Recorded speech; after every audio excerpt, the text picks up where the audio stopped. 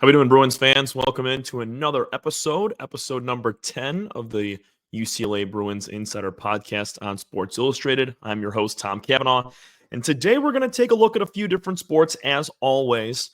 Basketball squad came out with a big win over Boston University on Monday night, and then on the football side of things, they're preparing for another road battle. Third time in 4 weeks they're hitting the road, going to take on the Washington Huskies, a 5-5 team. That's the record that the Bruins are trying to get to. They're winners of 3 in a row. Got to make it 4 and draw a little bit closer to becoming bowl eligible. Want to give a huge shout out to Fans First Sports Network for allowing us to be all over their pages, providing you with daily content here from Bruins Athletics. You can follow myself, Tom Cavanaugh, on Twitter/X at TCav30. And then head over to Facebook and Twitter/X and follow our insider page. That's at UCLA Insider on SI.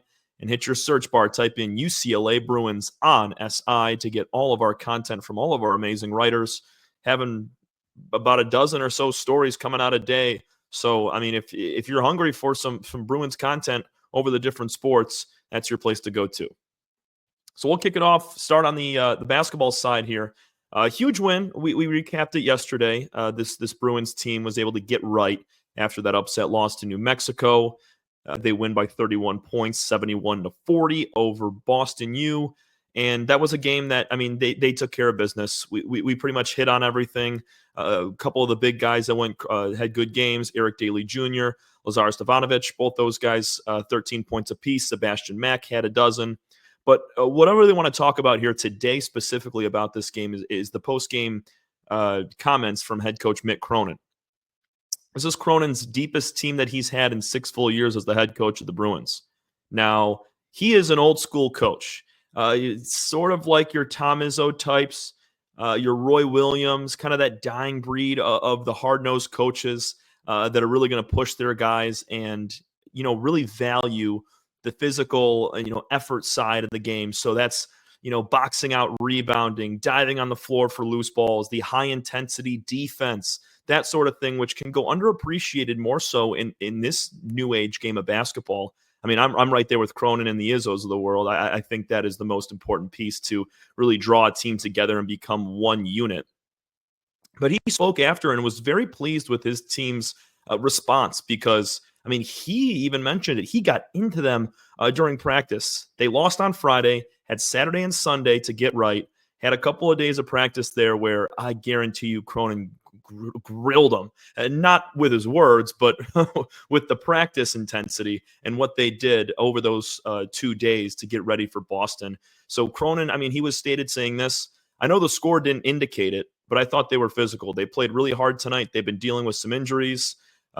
Physical battle. Our ball pressure was an issue for them in the game, but I thought that their guys played the right way. They did a good job defensively, held us to 40% for the game. So he gave some credit to the opposite team. Obviously, Joe Jones, he's the head coach there at Boston U. They've had a rough go of it this year, 0-3 to start. But the main point I want to get to here from Cronin is this piece, just talking about the intensity and the effort that his team gave. He said, I was most happy tonight with our attitude of humility and the fact that we dove on the floor more tonight than in every scrimmage game or exhibition game combined. In the first half, we passed our dives on the floor for the year. So we tried to send a message the last couple of days. Obviously, I've got a lot of work to do.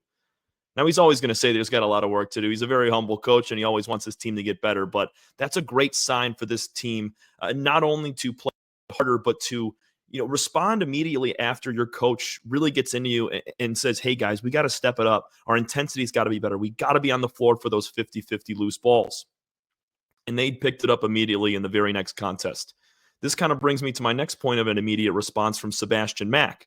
We mentioned it on yesterday's episode that he responded very well after catching some heat from Cronin after the New Mexico game. He's in that same boat. He elevated his intensity. He limited the turnovers to 0 in this game against the Terriers. And you can look at it from an individual standpoint with Mack or a full team standpoint. And when your head coach, being Mick Cronin, gives you props like that and says he was very happy with something tonight, they must have done a good job. So this Bruins team is trending in the right direction. it's going to take a few more games, a few tougher opponents to really see what this team is made of. They got a game against Lehigh this Friday night. Going to be another good test. Lehigh is not a bad program. Currently, they're 0-2 at the moment, but traditionally, they bring out several ballers on each one of their teams over the years. They made the tournament in the past, always competitive. So that'll be another good test. And then when you get into conference play is really what we're going to see from this Bruins team. As we mentioned, one of the deepest teams, so many veterans on this squad, and if they're able to put it all together, they're going to be just fine. Heading over to football now. It's a big game this weekend.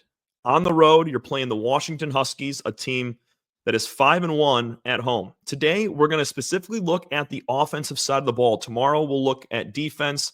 And then a couple days later, we are going to dissect kind of the keys to the game and what the Bruins need to do to get it done. But just looking at offensively for this Husky team, I mean, I know they're 5-5. They're losers of 3 of their last 4 games, but they got some pieces, man. They got a senior quarterback in his 5th year, Will Rogers, spent 4 seasons in the SEC with Mississippi State. And, I mean, he had a pair of years there, his sophomore and junior seasons, throwing for over 35 touchdowns and less than 10 interceptions. This kid is good. Now, there's been games where he has fallen flat, which being last week when they lost to Penn State 35-6. But, he's completing 71% of his passes. He's thrown for over 2,000 yards and 13 touchdowns this season with just 5 picks. Very good numbers out of the Big Ten for Rodgers. And this was kind of a transition period for him, considering Mississippi State was getting a new quarterback from the transfer portal this year. Rodgers needed to find a new home, and he did so in the Huskies after they lost Michael Penix to the draft last year. It's a completely different Washington team, similar to what we see from the Michigan Wolverines, 2 teams that made made the national championship. And now Michigan, I mean, they're 500, maybe a game or 2 below. And Washington, they're 500 as well at 5-5. Another key player for this Husky team is running back Jonah Coleman. I mean, this kid, he's been very solid this series. 4th in the Big Ten in rush yards with 913. He's got 10 rushing touchdowns, which ranks 7th. He has 7 of the 10 rushing touchdowns for the Huskies this year. So he finds the end zone, and when they're in short yardage downs, goal-to-go situations, they just give it to him. And he's done a really nice job. He's a transfer from the University of Arizona, was a Wildcat for 2 seasons, had over 1,200 yards in his time there with 9 touchdowns, but this has been his breakout season. And with him being at 5'9", 230 pounds, he's a shifty guy, but also a hard-nosed back, so similar to what you'd see from a Kyron Williams of the Los Angeles Rams. I mean, he'll knock your socks off and crack your face mask right down the middle, but he's also going to put his foot in the ground and try to stick you right by you and make a move. So Jonah Coleman, kind of similar to what we saw last week from the Bruins limiting Caleb Johnson, the Hawkeyes running back, one of the best in the country. If can follow suit with Coleman, that's going to be a key piece to holding up this Washington team. Last but not least, it's sophomore receiver Denzel Boston. And my goodness, this kid is on fire this year. He's got 9 touchdown receptions. That's tied with one of the best freshmen in the entire country, Jeremiah Smith from Ohio State. And he's got 717 receiving yards on the season, which is 3rd best in the conference.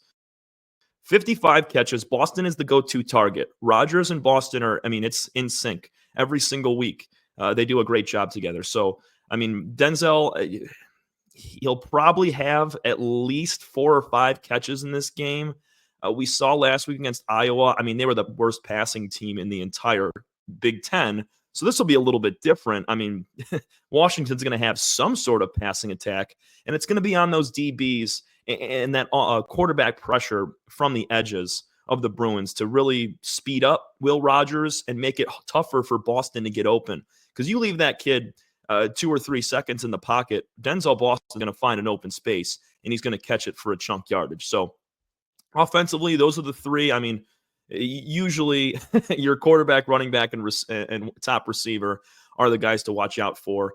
And, I mean, you got to find a way to limit all 3 of them, much like what the Bruins were able to do against Caleb Johnson last week, as we mentioned before. Kind of do the same thing, but on a larger scale because you're working with a highly touted quarterback in his 5th season, a wide receiver that's doing a heck of a job, making a statement as one of the best in the Big Ten.